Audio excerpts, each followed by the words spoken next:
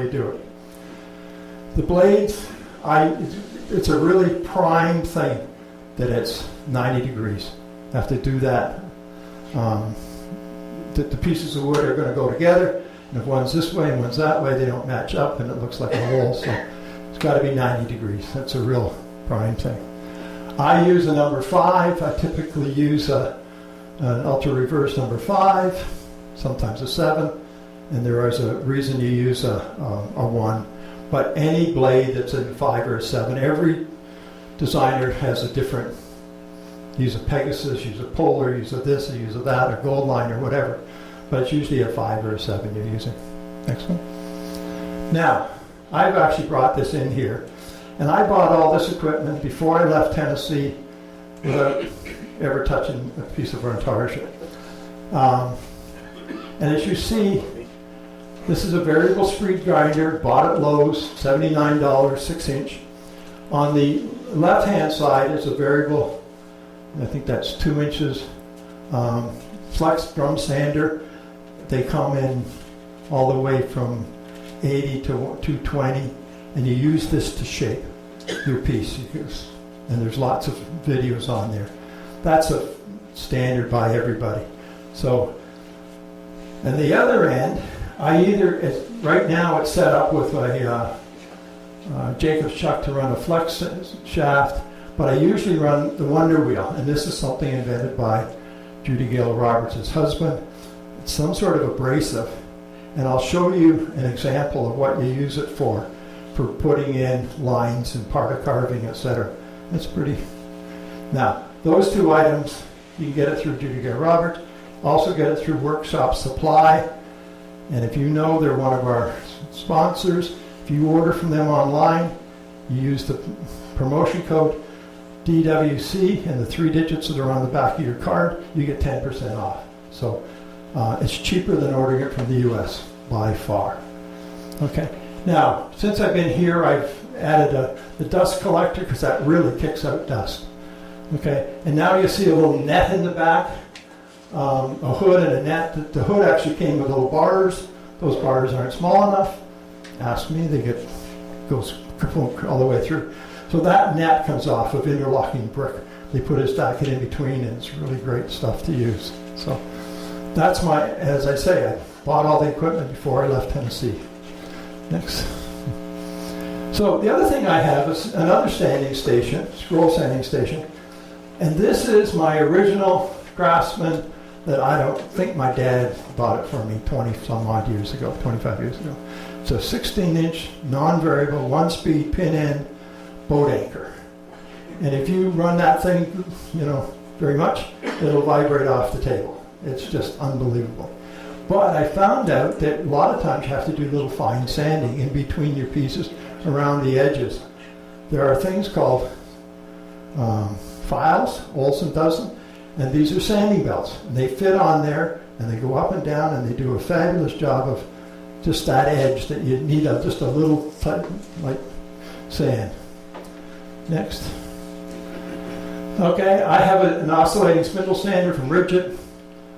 Greatest piece of gear that anybody ever made. Works great. You use it when you're making your pieces of board thinner, and it really kicks out dust. Even though it has a dust collection on it, doesn't work. So I've hooked up this, and you see I have a little cover over it for the same reason. Because if you let it go, it sucks right on through.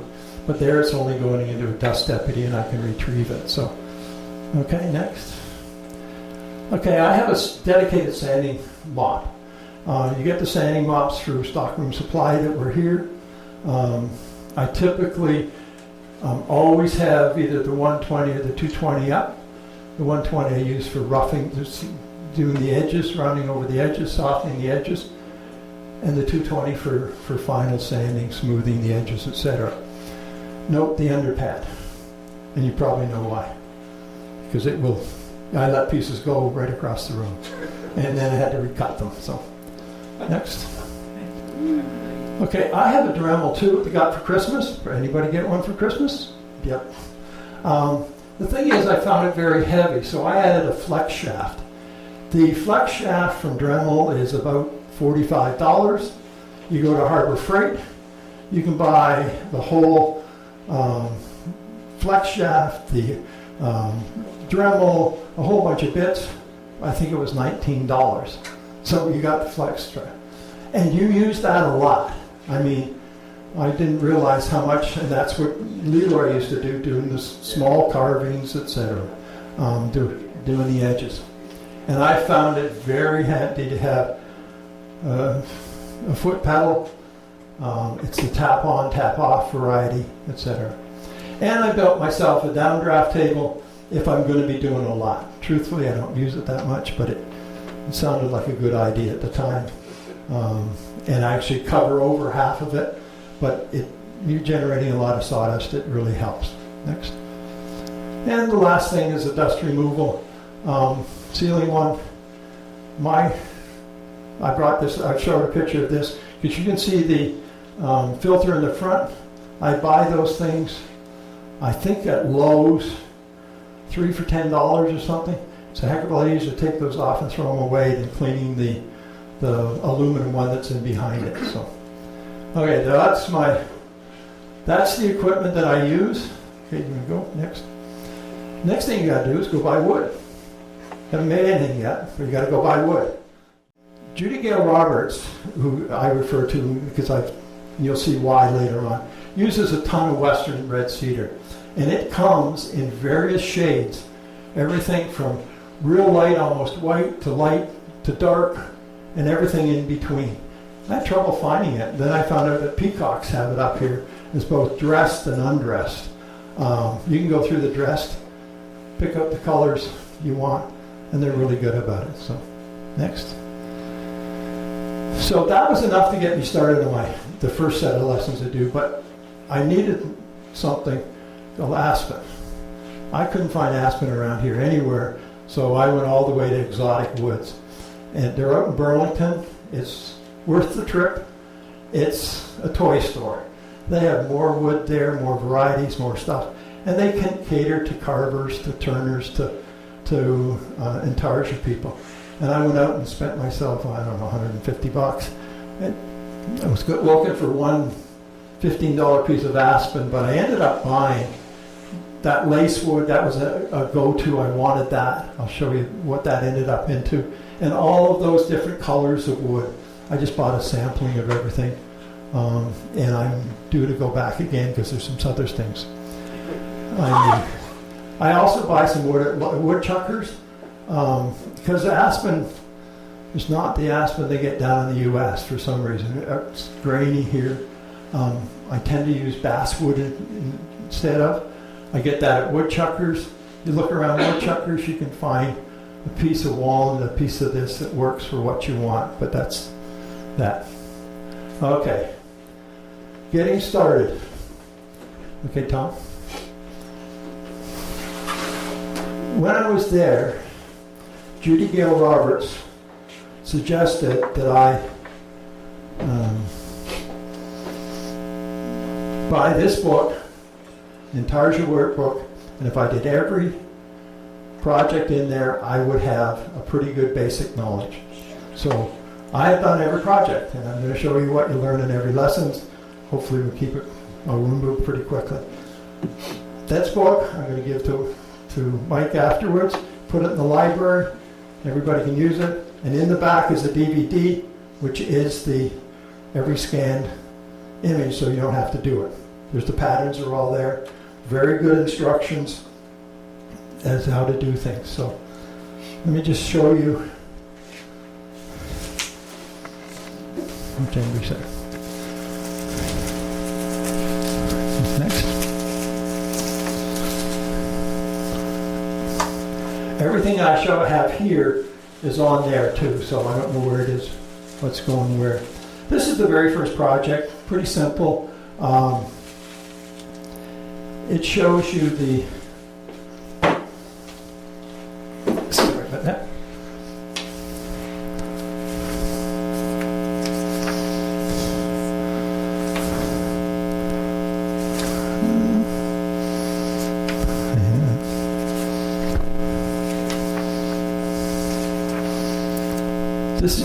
This is actually a piece called segmentation, okay? And the number one thing they're trying to do is show you how to prepare your pattern, make copies, glue it on, cut it out. But then there are very explicit instructions on how to shape these pieces. You can see the round over here, the little lot rows. This has got a warp in it like that.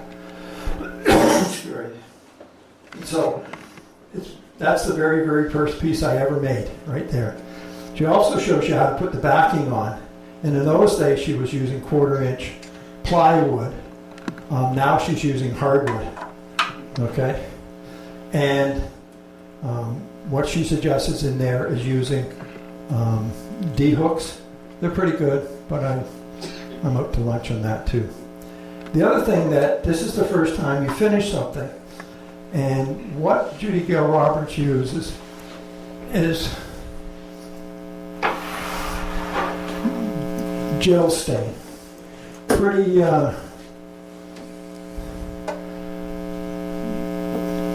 easy to put on, smother it on, wait 20 minutes, clean it off, do it again in a couple hours, polish it, and it comes out to a nice satin finish. Okay, it was easy to put on.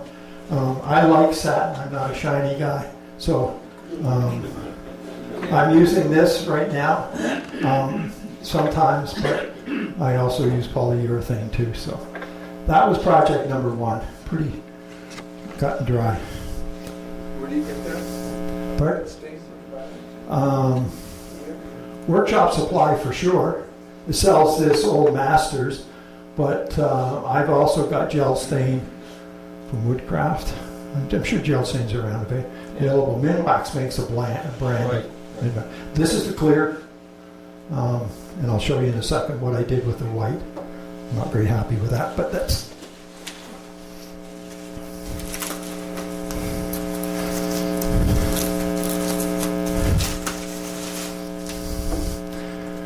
Project number 2 is, oops, sorry.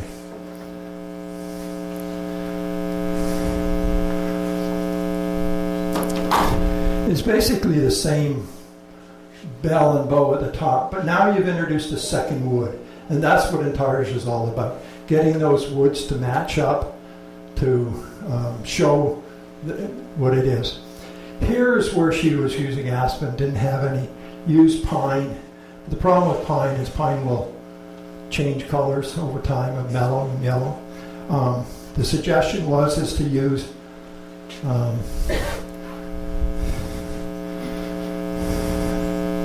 which one is it? This one.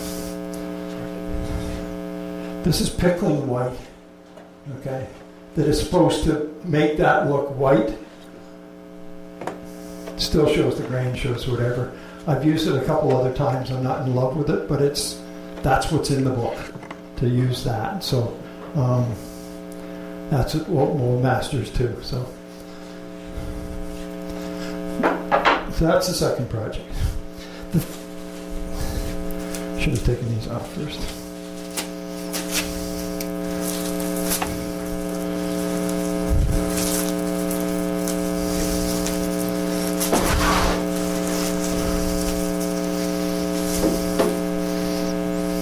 The third one is this whale.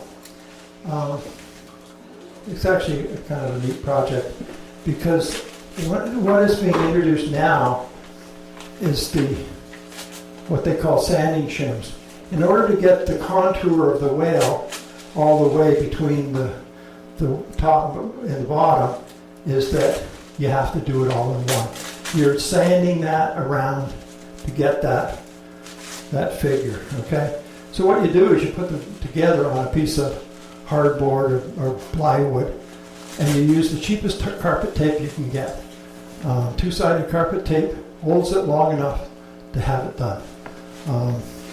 And that was kind of interesting because a lot of projects require you to do the two projects together, the two pieces of wood together. Other thing that was introduced in this lesson was the use of the iron, the burning iron. I have a cheap one. If I was going to do many birds or whales or any of that kind of stuff, I'd buy a better one, but it was just an experiment. Yes? When you use a two-way carpet tape, what do you think piece of plywood. Thin piece of plywood? Yeah, anything, hardwood. I use that 1/8" hardboard, and you take the two pieces and make the shape, and then you can go back and forth and round it out.